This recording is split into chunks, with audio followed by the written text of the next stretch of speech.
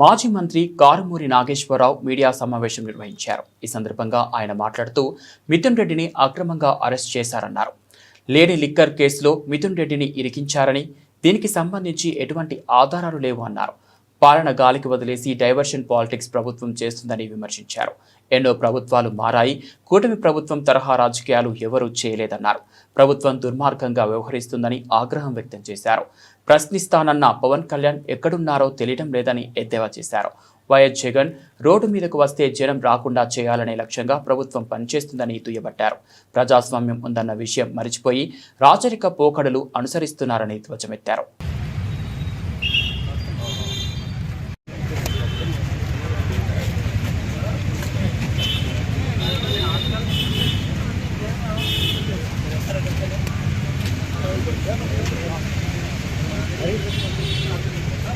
మిథున్ రెడ్డి గారితో ములాఖత్ అవ్వటం జరిగింది. మరి ఆయన కలవటం జరిగింది. ఆయన్ని అక్రమంగా, దుర్మార్గంగా, హేయంగా అరెస్ట్ చేయటం జరిగింది. అసలు లేని లిక్కర్ కేసుని వాళ్ళ దాని మీద పులిమి ఆయన్ని అందరినీ కూడా అరెస్ట్ చేసే కార్యక్రమం చేస్తున్నాయి. ఏమీ కూడా ఆధారాలు లేకుండా ఏదో మసిపూసి మారేడిగే చేయాలనే దుర్మార్గంతో, దుస్థితితోటి ఈ అరెస్టులు చేస్తూ ఉన్నారు. 3600 కోట్లు అన్నారు, తర్వాత ఇది అన్నారు, తర్వాత మళ్ళీ 60 కోట్లు అన్నారు. మొన్న వాళ్లే పెట్టి 11 కోట్ల రూపాయలు ఉన్నాయని చెప్తే జడ్జి గారు దాన్ని మరి ఫోటో తీసి కూడా పట్టరమంటం జరిగింది. ఏ రకంగా హింసించాలని అసలు పరిపాలన గాలి కొదిలేసి ఏదైతే వాళ్ళు ఎలక్షన్ ముందు వాగ్దానాలు చేశారో అన్నిటినీ కూడా పక్కదోవ పట్టించటానికే ఎట్లాంటి కేసులన్నీ కూడా బనాయించి మరి డైవర్షన్ పాలిటిక్స్ చేసే కార్యక్రమం చేస్తున్నారు. ఇది హేయమైన పని. భారతదేశ చరిత్రలో ఏ రాష్ట్రంలోనూ కూడా ఎన్నో ప్రతిపక్షాలు ఉన్నాయి, ఎన్నో స్వపక్షాలు ఉన్నాయి, ఎన్నో జరిగినాయి ఎలక్షన్స్. కానీ ఈ టైప్ ఆఫ్ పద్ధతి ఎక్కడ చూడలేదు. చాలా విడ్డూరంగా ఉంది. రెడ్ బుక్ సిద్ధాంతం, మరి ఈ రకంగా అరెస్టులు చేసే కార్యక్రమం, ప్రజల్ని హింసించటం, ప్రజల్ని బాధ పెడతాం, ఎన్ని రకాలుగా కూడా ఏ ఒక్క మనిషిని కూడా రాష్ట్రంలో వదలకుండా హింసించే కార్యక్రమం చేస్తున్నారు. ఇలాంటి అరెస్టులు కానీ, ఇళ్ళు కూల్చటాలు కానీ, మనుషులను చంపటాలు కానీ ప్రతి ఒక్కటి కూడా దుర్మార్గంగా ప్రవర్తిస్తున్నారు. టోటల్గా రాష్ట్ర పరిపాలన గాలి కొదిలేశారు. ఒక రైతాంగాన్ని పట్టించుకోవటం లేదు, ఒక కార్మికులను పట్టించుకోవటం లేదు, ప్రజలను పట్టించుకోవటం లేదు. అంతా కూడా డైవర్షన్ పాలిటిక్స్ తోటే చేస్తూ ఉన్నారు. అసలు ఎవరు ఈ పరిపాలన అనేది అర్థం కాకుండా ప్రశ్నిస్తానన్న పవన్ కళ్యాణ్ గారు ఎక్కడున్నారో కనపడతలేదు. అలాగే ఈ చంద్రబాబు నాయుడు గారు ఏం చేస్తున్నారో ఆయనకే తెలియట్లేదు. ఇక లోకేష్ గారు అయితే ఎంతసేపు కూడా అరెస్టులు, వాళ్ళని జైల్లో పెట్టాలి, వీళ్ళని జైల్లో పెట్టాలి. ఒక ప్రతిపక్ష నాయకుడు రోడ్డు మీదకి వచ్చే కార్యక్రమం ఎవరు చేశారు? మీరే చేశారు. మీరు రైతులకి గిట్టుబాటు ధర కల్పిస్తే ఆయన రోడ్డు మీదకి వస్తారా? మామిడికాయలకి గిట్టుబాటు ధర కల్పిస్తే రోడ్డు మీదకి వస్తారా? ఆయన ఈ అరెస్టులు చేయకుండా ఉంటే ఆయన రోడ్డు మీదకి వస్తారా? ఆయన రోడ్డు మీదకి వస్తే జనం రాకుండా చేయాలి. ఇదే మీ పరిపాలన. వీళ్ళ మీదే జగన్మోహన్ రెడ్డి గారు ప్రతిపక్ష నాయకుడి మీదే 14 నెలలు అయింది మీరు అధికారంలోకి వచ్చి. ఏ రోజు చూసినా జగన్మోహన్ రెడ్డి గారిని చూస్తే మీకు అది తప్పితే ఇంకేమీ లేదు. మీరు చేయాలనుకున్న పని ప్రజలకు చేయండి. ప్రజలకు ఏం చేద్దాం అనుకుంటున్నారో ప్రజల పరిపాలన మీరు ఈవీఎంల ద్వారానో ఎలాగోనో గెలిచారు. గెలిచిన తర్వాత ప్రజలకి ఇది ప్రజాస్వామ్య దేశం. మీరు ఈ ప్రజాస్వామ్య దేశాన్ని మర్చిపోయి రాచరికంలాగా మీరు ప్రవర్తిస్తున్నారు.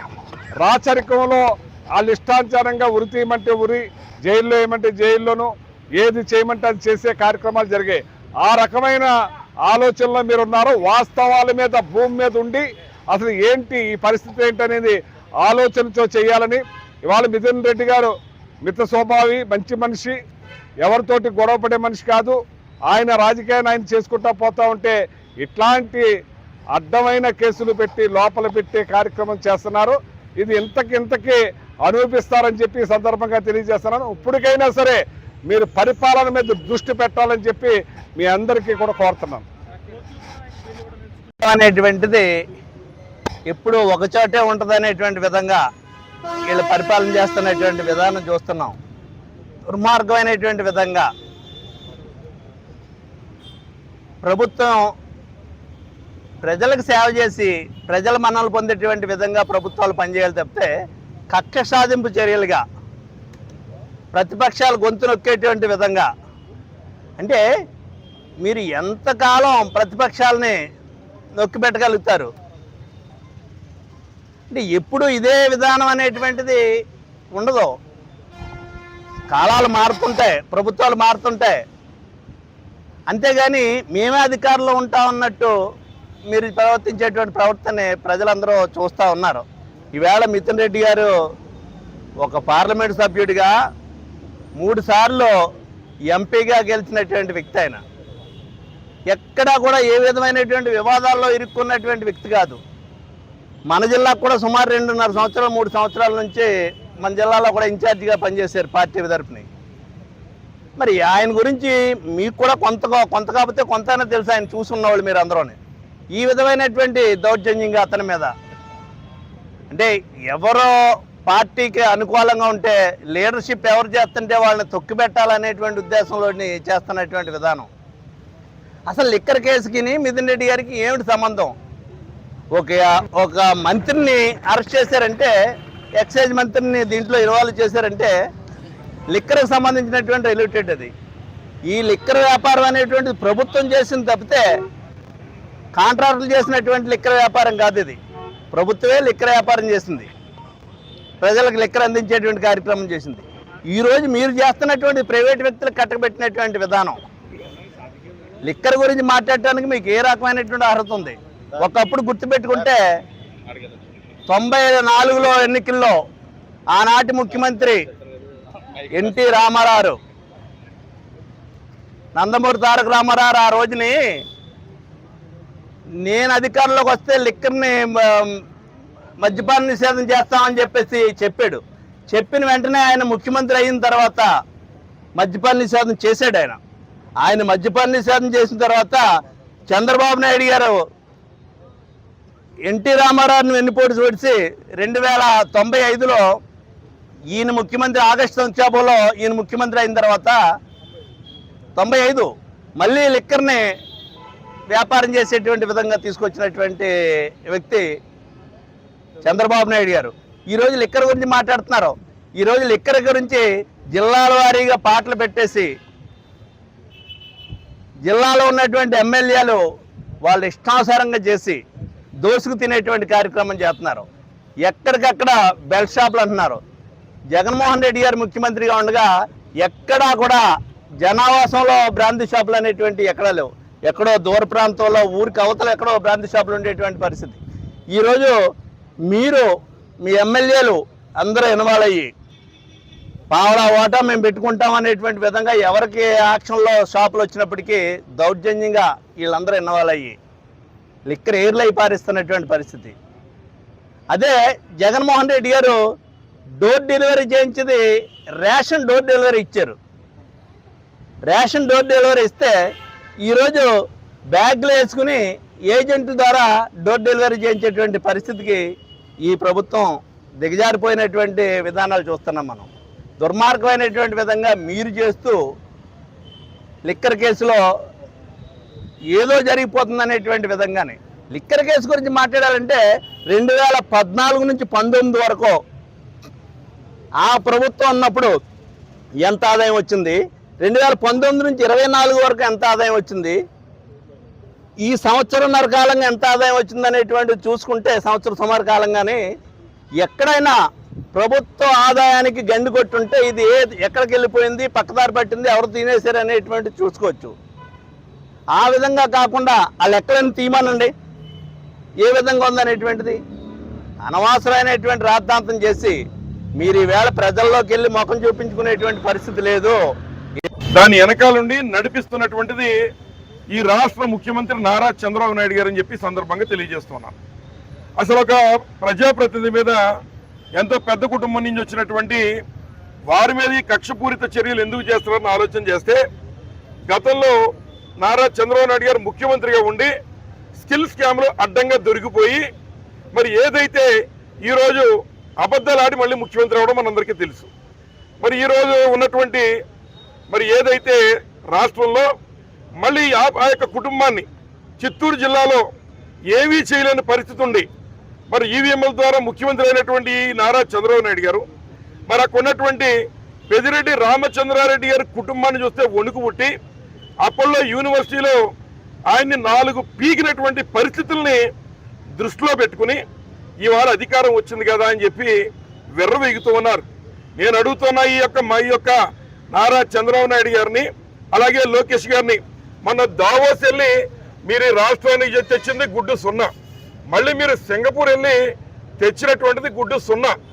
మీరు ప్రభుత్వ ధనాన్ని దుర్వినియోగం చేయడమే కానీ ఇలా ఉన్నటువంటి ఎవరైతే ప్రతిపక్షంగా ఉన్నటువంటి మిథున్ రెడ్డి గారు కానీ పెద్దిరెడ్డి రామచంద్ర రెడ్డి గారు కానీ అలాగే ఈరోజు చంద్రబాబు నాయుడు గారికి ఎవరి పేరు చెప్తే నిద్ర పట్టట్లేదో అట్లాంటి ప్రతిపక్ష నాయకుడు ఉన్నటువంటి జగన్మోహన్ రెడ్డి గారు వారు ఈరోజు ప్రజల్లోకి వచ్చి తిరిగితే మీకు చెమట బట్టి నిద్ర పట్టగా ఇట్లాంటి తప్పుడు కార్యక్రమాలు చేస్తూ ఉన్నారు.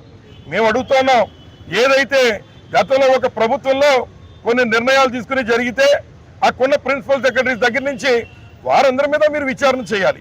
అంతేగాని ఆ శాఖకు సంబంధించినటువంటి మిథున్ రెడ్డి గారికి ఇవాళ కేవలం అంటే మీ యొక్క ప్రాంతం నుంచి నిన్ను కాదని ఎంపీ అయినందుకే మరి బయట నీకు మొఖం చెల్లట్లేదు కనుకే ఇవాళ ఆయన మీద తప్పుడు కేసులు పెడుతున్నారు. కానీ అందులో ఎక్కడ కూడా వాస్తవం లేదు.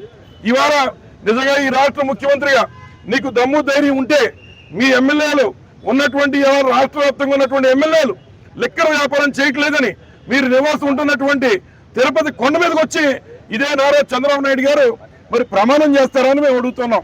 మీ ఎమ్మెల్యేలు ఇవాళ ఏదైతే నిన్న కాక మొన్న ఒక జనసేనకు సంబంధించిన ఎమ్మెల్యే 100 కోట్లు సంపాదించాడని చెప్పి మీ మాజీ మంత్రులు అలాగే మీకు ఉన్నటువంటి జనసేన నాయకులు ఫోన్లో మాట్లాడిన సంభాషణలు ఇవాళ వైరల్ అయి తిరుగుతూ ఉంటే మీకు సిగ్గుంటే దాని మీద విచారణ చేయ నీకు దమ్ము సత్తా ఉంటే, అంతేగాని లేనటువంటి కొత్త కేసులు ఏవో పెట్టి దీనికి వెనకాల స్క్రీన్ పే డైరెక్షన్ ఇందులో అక్కడ డబ్బు దొరికింది ఇక్కడ డబ్బు దొరికింది ఈ డబ్బంతా కూడా నారా చంద్రబాబు నాయుడు గారికి సంబంధించిన డబ్బే.